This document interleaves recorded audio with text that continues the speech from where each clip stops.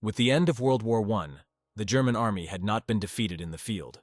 Surrender had come due to depleted resources and war weariness at home.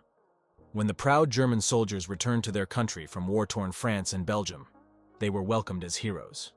The bitter terms of the Versailles Treaty placed the vast majority of blame for the Great War on Germany, sowing the seeds of the Nazi rise to power and the coming of another even more terrible world war. Through the upheaval of the interwar years, the German army, known as the Heer, survived, and its leaders embarked on a clandestine effort to circumvent the terms of the Versailles Treaty that, among other things, had limited its fighting strength to 100,000 men. The command structure of the Heer embodied a long tradition of competence and efficiency. On the eve of World War II, Oberkommando des Heeres, OKH, served as the primary organization through which the Army General Staff executed its plans. Although the General Staff had been recognized as the officer corps with the most effective grasp of strategy and tactics, Hitler diluted its command efficiency and power base, relegating OKH to a distinctly subordinate role. At the top of a new command structure, Hitler installed himself as supreme military commander. He further created another senior military organization, Oberkommando der Wehrmacht, OKW. Read all about the Wehrmacht and their use in the Second World War by subscribing to WWII History magazine. Distrust between Adolf Hitler and his German army generals. Hitler maintained control of both the OKW and the OKH, and there were dissident elements within the General Staff. Officers who grudgingly came to recognize that the General Staff and OKH had been reduced from executive roles that shaped and influenced strategic German military operations to simply carrying out the orders of the Führer as they were handed down from Hitler to OKW. Many officers who remained associated with the General Staff performed their duties with the understanding that opposition to Hitler had to be kept quiet. From the beginning of the Nazi era, senior officers of the General Staff opposed the Führer. In turn, Hitler mistrusted the General Staff virtually to a man. That mistrust was well-founded. During the 1930s, those officers who had questioned Hitler's judgment lost credibility as Germany, reclaimed territory forfeited following World War I, reoccupied the Rhineland, annexed Austria and Sudetenland, and then occupied all of Czechoslovakia without firing a shot while Great Britain and France pursued a policy of appeasement. The popularity of the Führer had reached such heights that open opposition was hazardous to an officer's career and might even subject the dissident to harsh punishment. Despite the inherent risk, some officers were convinced that the most effective form of opposition to Hitler might actually come from within. One such officer was Admiral Wilhelm Canaris, who led the Abwehr, the intelligence branch of OKW, beginning in 1935. Canaris's career is a paradox in that while he was charged with safeguarding the Third Reich against enemy espionage, he was also a member of the domestic opposition to the Führer. Canaris opposed Hitler's policy of expansion, quietly intervened to save Jews and prisoners of war from execution, persuaded Spanish dictator Francisco Franco to allow German troops to cross Spanish territory in an attempt to capture the British fortress at Gibraltar, conspired with high-ranking officers of Army Group C on the Eastern Front to assassinate Hitler, and was arrested following the July 20th, 1944, attempt to kill the Führer. He eventually paid with his own life on the gallows on April 9th, 1945. The Führer's word is above all written law. Although a substantial opposition to Hitler existed, senior officers of the Heer witnessed the Führer's spectacular early successes, and most of them were willing participants in the Nazi plan of conquest. As they became aware of Hitler's intent to plunge Europe into its second major war in 25 years, some weakly argued that Germany could not possibly be militarily or economically prepared to wage war until 1942. Hitler's timetable, however, was accelerated. The invasion of Poland took place on September 1, 1939. These officers had taken a personal oath to Adolf Hitler and believed themselves obligated to perform their duties based on the Führer principle, which stated, "The Führer's word is above all written law." Rooted in social Darwinism, the Führer principle was not uniquely Nazi. However, it did find robust application during the 12 years of the Third Reich. Some high-ranking Nazis who stood trial at Nuremberg after the war actually asserted the doctrine in their own defense. Wilhelm Keitel, Hitler's lackey. Following the Blomberg and Frisch scandals in the late 1930s, which removed two of the last impediments to Hitler's assumption of full control of the German armed forces, the Führer appointed Field Marshal Wilhelm Keitel as commander-in-chief of OKW. Keitel was a career army officer who had previously served as chief of the Armed Forces Office. Keitel had been appointed by his former friend, Defense Minister Werner von Blomberg. A veteran of World War I who had been wounded in action and then risen through the ranks of the interwar Reichswehr, he had been alienated from Blomberg, who failed to press Keitel's idea of a unified command structure for all of the German armed forces. Hitler, however, seemed to be moving toward such a command structure, and Keitel was cooperative. As the chief of OKW, Keitel structured the organization with an economic section under Major General Georg Thomas, an intelligence section under Canaris, and an operations section led by Colonel General Alfred Jodl. As time passed, Keitel became devoted to Hitler. He supported the Führer with blind obedience, and was quoted at Nuremberg as saying that the Führer principle was paramount in all areas, and it is completely natural that it had a special application in reference to the military. Keitel did attempt to stand up to Hitler as plans for Operation Barbarossa, the invasion of the Soviet Union, were being formulated. He objected that the plan was too ambitious. Hitler was enraged. When Keitel offered to resign, Hitler declined, saying that only he, as supreme commander of the WWII, German armed forces, could decide when and if the head of OKW should step aside. From that time on, Keitel was a slavish servant to the Führer. So much so that some officers whispered a joke that he should be referred to as Lakatel, or lackey, implementing Hitler's ruthless orders. As World War II dragged on, Hitler exploited his relationship with Keitel, issuing orders such as the Night and Fog Directive of December 1941, mandating that enemies of the Nazi state were to disappear without a trace, and decrees for the killing of prisoners and the immediate execution of Communist Party commissars if captured. Weeks before the invasion of the Soviet Union, Hitler declared that the war in the East was to be one of annihilation. Keitel issued the Barbarossa Decree, sanctioning the ruthless suppression of partisan activities and authorizing units of the Heer to use extreme measures in the process. Further, officers were directed to use harsh measures against the local populations when attacks against German forces occurred if the actual parties could not be located. Officers were given the power to execute hostile persons without trial or formal adherence to any law or legal process. Here officers were assured that they were authorized to exercise such authority without fear of prosecution for actions that would normally be violations of German law. Generals and senior commanders who protested summary executions and acts of brutality committed by both Army and Waffen-SS, armed SS personnel, were often relieved of duty. Each of these orders originated with Hitler. However, their implementation rested with Wilhelm Keitel, and the signatures on the actual paper orders belonged to Keitel as well. While Keitel had considered himself a loyal officer of the Heer, he fatally linked that loyalty to Adolf Hitler. Therefore, he undermined the effectiveness of the Army General Staff and OKH. Keitel left an indelible stain on the honor of the Heer and its officer corps. He was hanged as a war criminal. Controlling the German army through the OKW. In the spring of 1940, the German armed forces, or Wehrmacht, moved against the Scandinavian countries of Norway and Denmark. Historically, such an operation would have been planned by the Army General Staff and executed through OKH. However, Operation Weser exercise, was controlled from the outset by OKW. Soon afterward, OKW issued orders to move an entire division of the Heer from Norway to Finland, establishing a new theater of war for the armed forces that was completely outside the control of the General Staff, or OKH. When the invasion of the Soviet Union commenced on June 22, 1941, Hitler interfered with operations from the beginning. He accomplished this through orders issued by OKW, just as he had done in France weeks earlier, ordering his ground troops to halt and allowing thousands of British and French soldiers to escape from Dunkirk. He grew restless as German forces neared the Soviet capital of Moscow. Hitler diverted troops of Field Marshal Fedor von Bock's Army Group Center to the north and south of the Soviet capital, rendering Bock's planned armored offensive to capture Moscow impossible to execute and depriving Bock of the initiative to potentially win the war in the east. Oberfeldhaber West.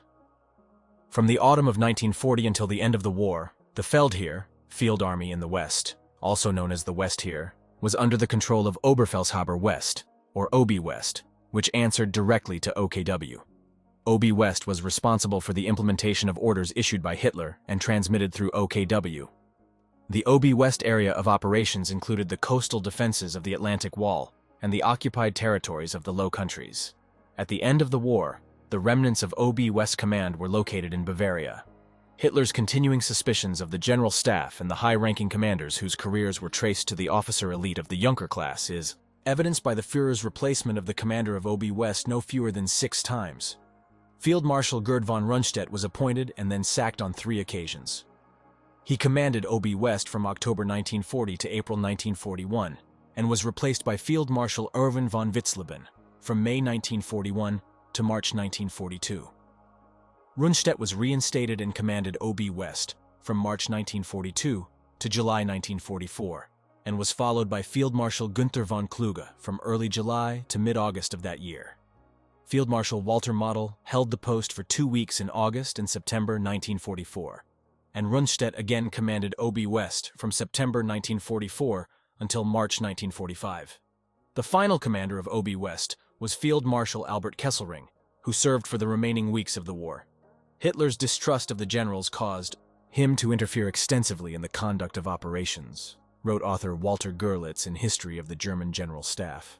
The policy, which left the subordinate commander freedom for individual decisions within the framework of general directives, and which had become an essential part of Germany's traditional military method, was particularly in place in those great Russian spaces. Hitler, however, a victim of the illusion that he could move armies around as though they were battalions on parade, now adopted the practice of leaving commanders virtually no latitude at all. There was already a severe difference of opinion between General Staff and Supreme Warlord as to the real objectives of the campaign. Hitler introduced into it a further element of disastrous uncertainty: officers of the Heer. The German soldier was, without question, part of a great war machine, trained, organized, and intended for conquest. Quite a small percentage of those who wore the uniform of the Heer were officers. While the Heer grew exponentially during the 1930s, the character of its officer corps evolved markedly. The tradition of Prussian and then German aristocratic senior commanders began to fade for several reasons, including Hitler's mistrust of the elite old-line officers, the expansion itself which demanded larger numbers of officers to lead growing military units, and the indoctrination of Nazi ideology throughout the ranks of the Heer, which eventually subordinated itself to the Führer. As the war progressed, individuals who might not otherwise have been able to achieve officer rank did actually do so, either based on merit, heroism on the battlefield, or due to attrition as casualties mounted. Officers of the Heer were grouped into 3 classifications based upon experience, and particularly the circumstances under which the individual had risen to officer rank. Prior to the outbreak of World War II, the Reserve Officer Corps consisted primarily of non-commissioned officers who had served with distinction and were commissioned as reserve officers when they were discharged from active duty, or men who had been conscripted and carried out their duties capably during their first year of service, showing promise as officers.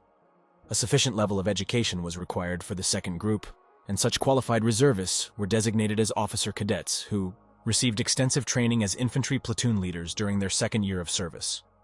Reservists were required to participate in yearly training exercises. The other 2 groups of officers were within the framework of the standing Heer, or had retired from it. General Staff Corps officers included those who were considered capable of high command, and were chosen for specialized training to fill such roles. The regular officers were active with the Heer and held various command and staff positions throughout the hierarchy. As the war progressed, the number of regular officers was increased via the recall of many who had retired prior to 1939, and the permanent commissioning of some non-commissioned officers promoted in the field. The Wartime Officer Corps. The requirement for manpower led to conscripts being retained for service following the end of their initial required enlistment period. A few of these men volunteered or were recognized as having the necessary qualities to become reserve officers. These conscripts were trained as officers, received reserve commissions, and pledged to serve through the end of the war. During wartime, soldiers were regularly promoted to officer rank following a few months of specific training based on their combat experience and leadership capabilities. The standard training period for officer candidates remained lengthy, up to 20 months. Some officer candidates received credit for active duty regardless of combat experience because of the increasing need for field officers as casualty rates climbed. 4 sections of rank. The Officer Corps of the Heer was divided into 4 sections based on rank, one consisting of junior officers such as lieutenants, another of all captains, and a third of field grade officers that included majors, lieutenant colonels, and colonels. The 4th group encompassed all general officers, who, along with lower-ranking officers of the general staff, were distinguished easily by wide red stripes running the length of their uniform trousers. Although the elite status of the German officer corps was eroded somewhat during the Nazi era, the pre-war life of an officer included good pay, accommodations, and food.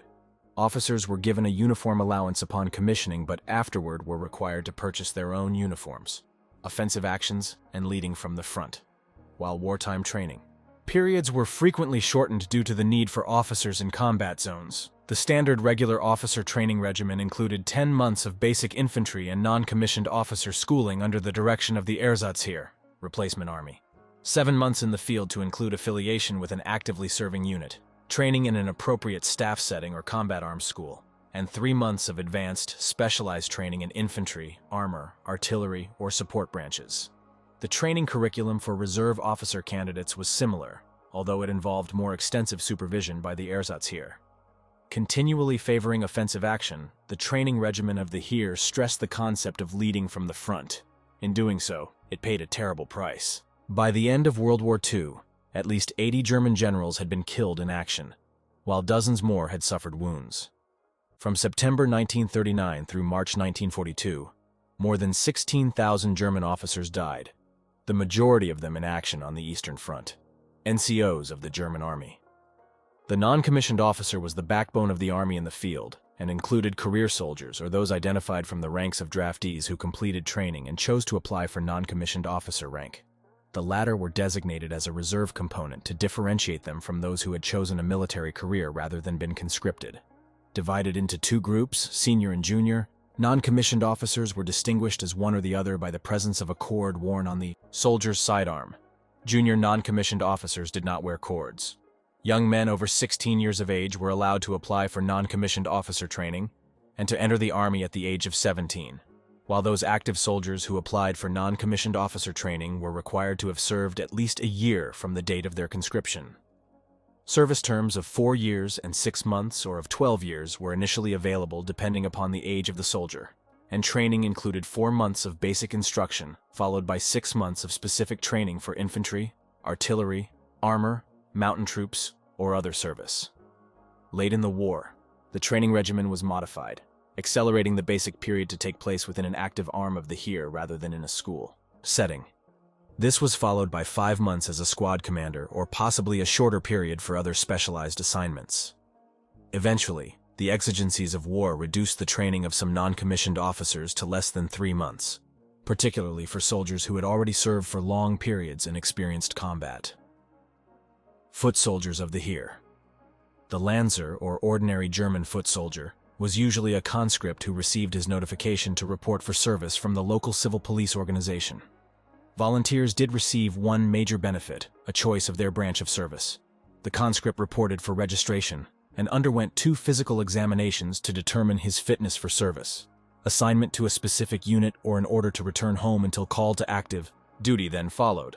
The call-up was usually communicated by mail and included orders for reporting along with instructions for transportation.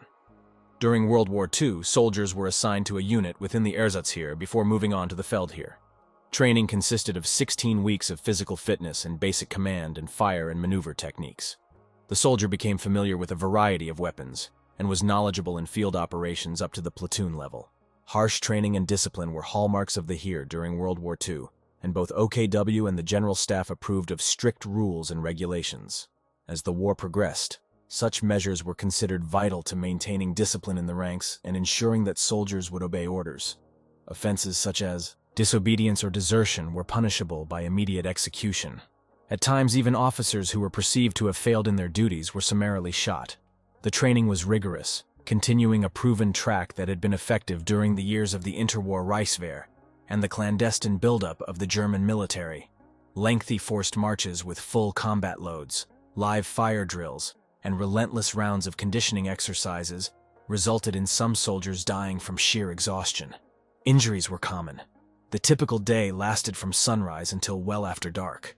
Although the Heer was one of the most highly mechanized armies in the world, only about 20% of it was motorized during World War II. Soldiers who entered the artillery or supply branches were trained to care for their unit's horses. Infantry training was a requirement for all personnel regardless of intent to serve in other branches of the Heer. Basic artillery school, for example, included an additional 3 months of training once the compulsory infantry course was completed. The military service law published in 1945, the U.S. Army Technical Manual on the German Military Organization, notes the opening clause of the military service law issued by Hitler on May 21, 1935. Military service is honorary service to the German people. every German is liable to military service. In time of war, in addition to liability to military service, every German man and every German woman is liable to service to the fatherland. From 1935 on, German men were subject to military service from their 18th birthday, until the end of the month of March following their 45th birthday. Later, the age of conscription was extended from age 17 to 61, and during the last days of the Third Reich, boys as young as 12 were defending the smoldering ruins of Berlin. Individuals deemed somewhat short of immediately fit for service were classified in one of several reserve components and subject to activation at any time. Certain classes, such as Jews, were excluded from service. However, as the need for manpower increased, the standards for physical fitness were lowered. Even convicts serving prison terms were pressed into the ranks, and convalescing soldiers who might have previously been furloughed were returned to their units. 10 million soldiers of the Heer during the course of World War II. The strength of the Heer approached 10 million men at its peak. Between 1939 and 1945, the Heer suffered more than 4.2 million dead and nearly 400,000 taken prisoner, bearing by far the heaviest burden of the fight for Nazi Germany. The combat prowess of the German soldier in World War II was grudgingly acknowledged by his adversaries, and historians have noted that as a whole the Heer acquitted itself with tremendous courage in the face of a continually deteriorating strategic and tactical situation after 1942. Although some Heer units are known to have committed atrocities against prisoners and civilians, most common soldiers served with honor.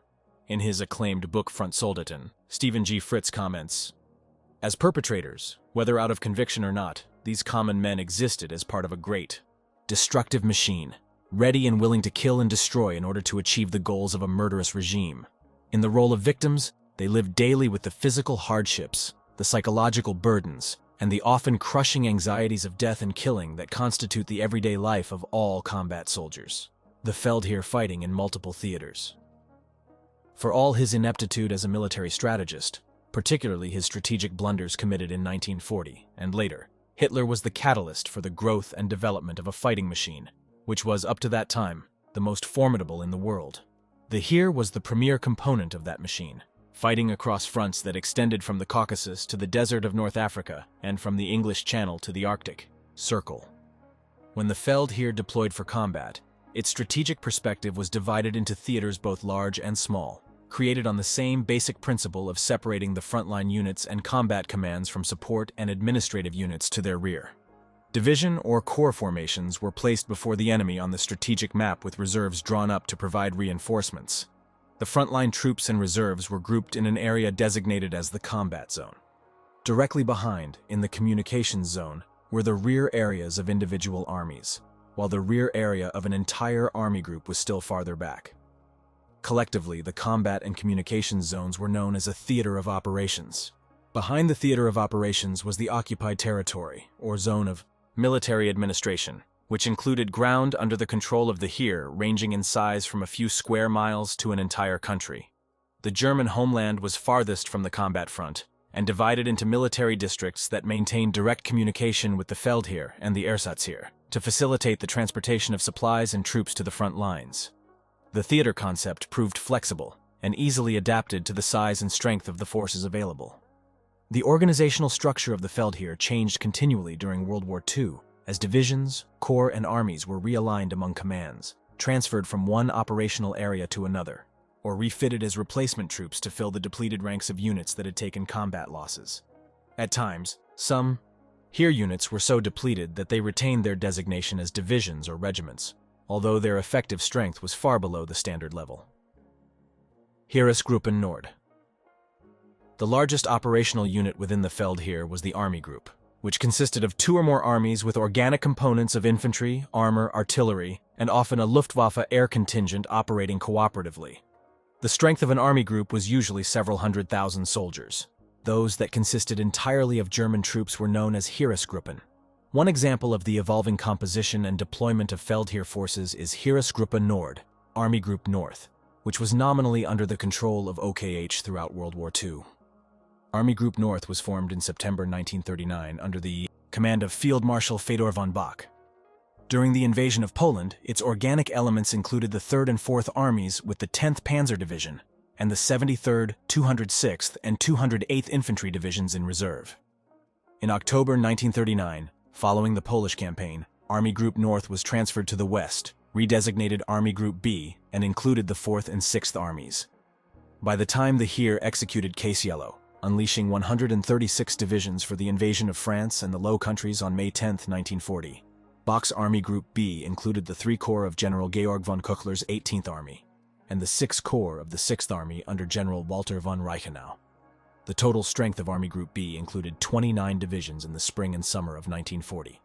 Of these, 23 were infantry, 3 panzer, 2 motorized infantry, and 1 cavalry. Army Group North on the Eastern Front. In preparation for the invasion of the Soviet Union, a new Army Group North was constituted on the Eastern Front and consisted largely of units drawn from Army Group C, under Field Marshal Wilhelm Ritter von Leeb.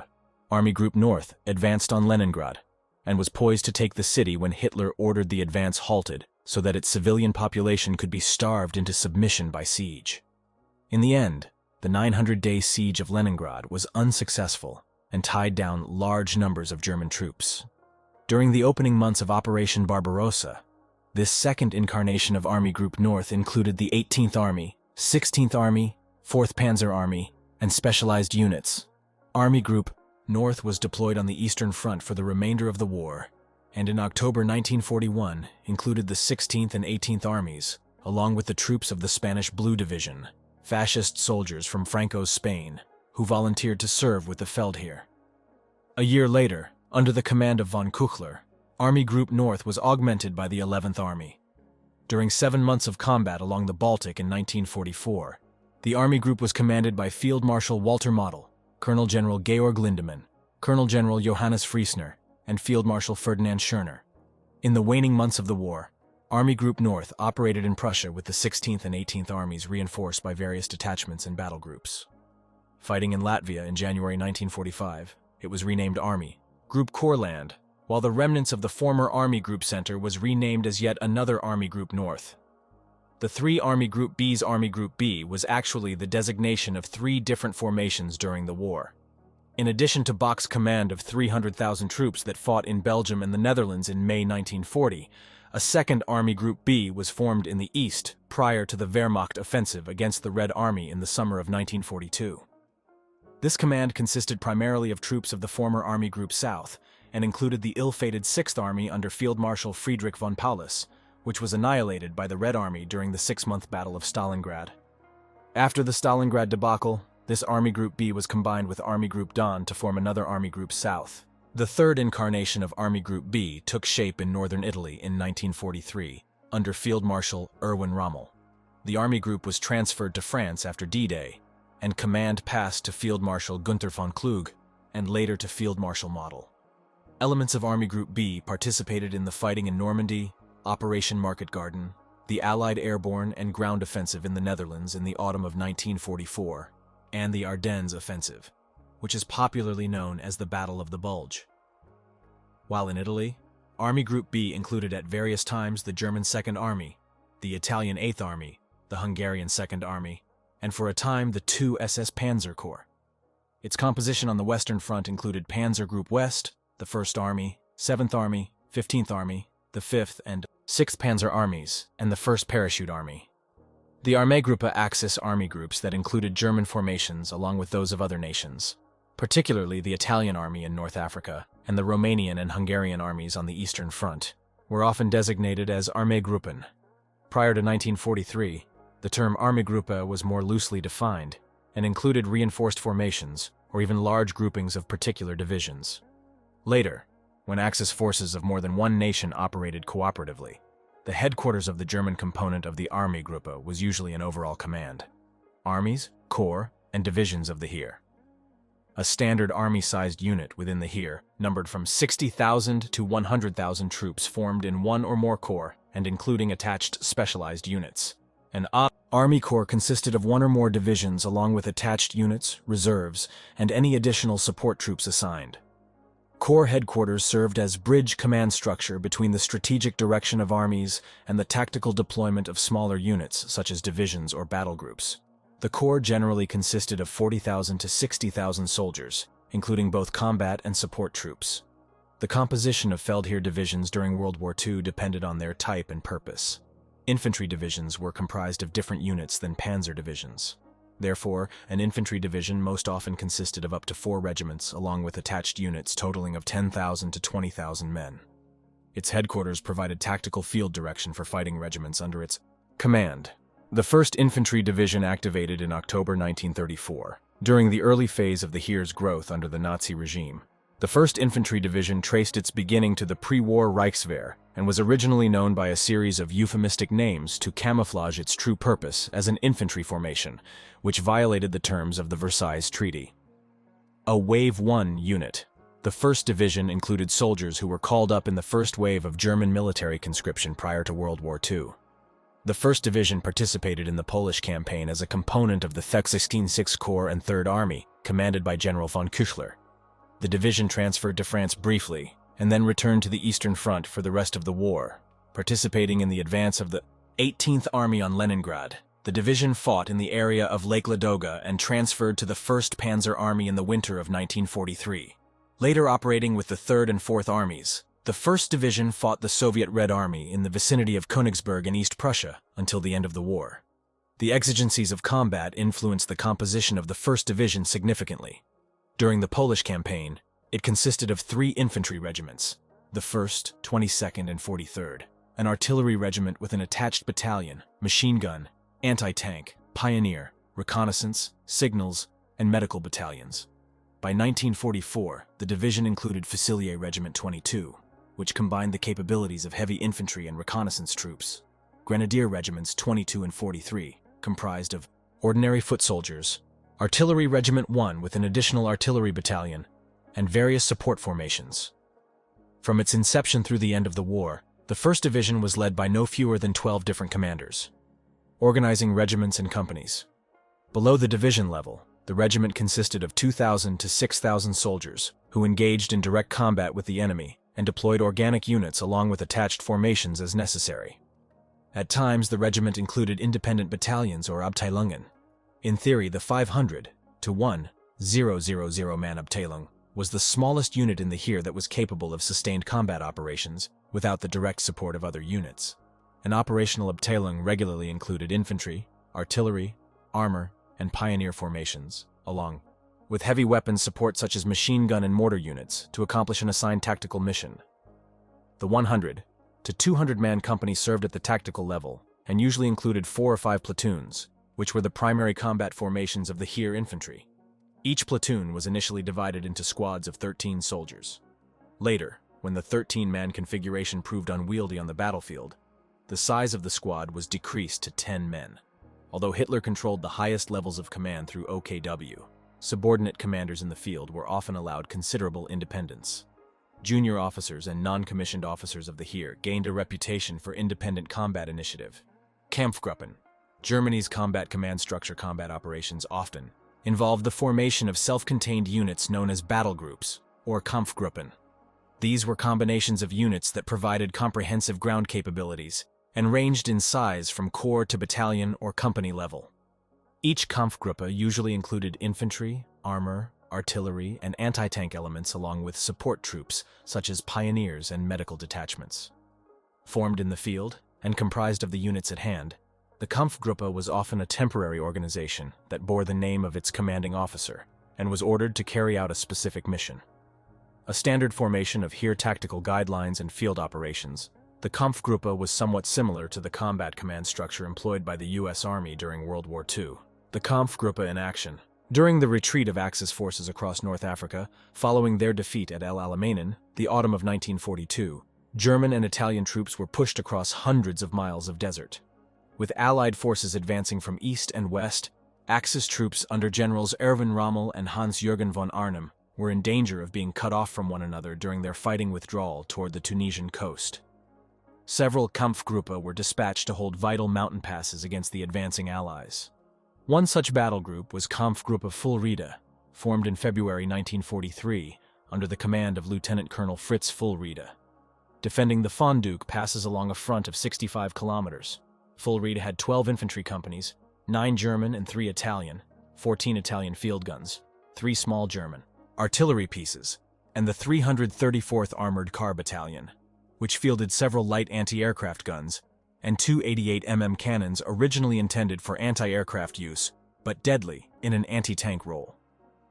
Augmented by a platoon of special forces from the famed Brandenburg Regiment, Kampfgruppe Fuhlrede launched a successful counterattack against U.S. forces that had previously driven his forward elements from defensive positions and captured a nearby village. Further reinforced by the 190th Reconnaissance Battalion, Fuhlrede deployed a pair of self-propelled 75 guns and cleared another mountain pass.